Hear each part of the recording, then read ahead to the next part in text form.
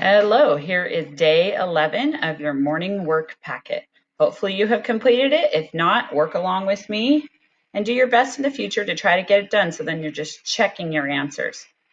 What are three things you notice about this sentence below? The boy can spin a top on the steps. Okay, I notice it's about a boy. It's about a boy. Okay, he has a top. I know what he's doing. He has, those are sight words, he has a top, so you should spell those right. I'm not sure what you said though. And he's on the steps. He is on the steps. Oh, I'm going to squish my word up because there's a top in the way. That's called a top. That's a toy that spins. All right, so did I notice three things? It's about a boy. He has a top. And he's on the steps. Those are three things I noticed. You might notice different things. As long as you notice three, it's all good. Circle the correct spelling of each picture. This is a safety pin. Put in. This says pin, this says pen, this says pin with two ends, and I don't know why we'd use two ends, so it's this one. One end pin. P-I-N. My letters touch the top and the bottom on those lines. That's why they're there. One to top, the middle line, unless it's a tall letter, but they should always touch two lines. This is a grin. If I put the silent E there, the I says its name. This becomes grind. That's not a grind. Here's grin and here's grin. But again, why do we need two ends? I'm going to circle the middle grin. And then I'm going to write G. Touch the top or the middle and the bottom line. R middle and bottom. I middle and bottom. N middle and bottom. Grin. The G goes down into the basement and so did P. This must be the in day because this word says kin. It rhymes with pin and grin. So kin means the people in your family. It's a noun. You can touch your kin. You can touch your family members. This is a picture of my kin. Who is in the picture? Well, I'm going to guess this is maybe a dad, a mom, and a child.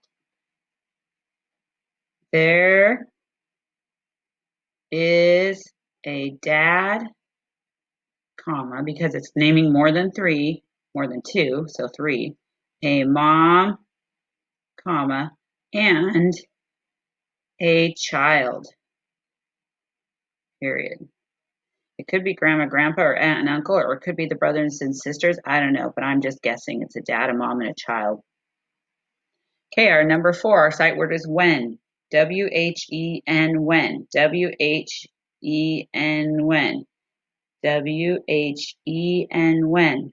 W-H-E-N, when.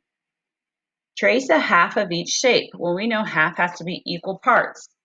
Cut into two, and these are equal, cut into two. So I'm going to trace this half, trace this half. This is a circle, that was a rectangle. Here's another rectangle. It's hard to tell I traced it in my pencil, but you can see that I'm going over each side. And trace this half. This square got cut with a diagonal, cut right in half. But those are all equal. Halves are two equal parts of a whole. Number 6, write the number. Again, I'm going to assume that each bucket is holding a group of 10, but I'm going to be sure to count. 1, 2, 3, 4, 5, 6, 7, 8, 9, 10. When they're grouped in second grade, we usually group them in 10. So I'm going to go 10, 20. 10 plus 10 is 20. And I'm going to count the ones. 21, 22, 23, 24, 25, 26.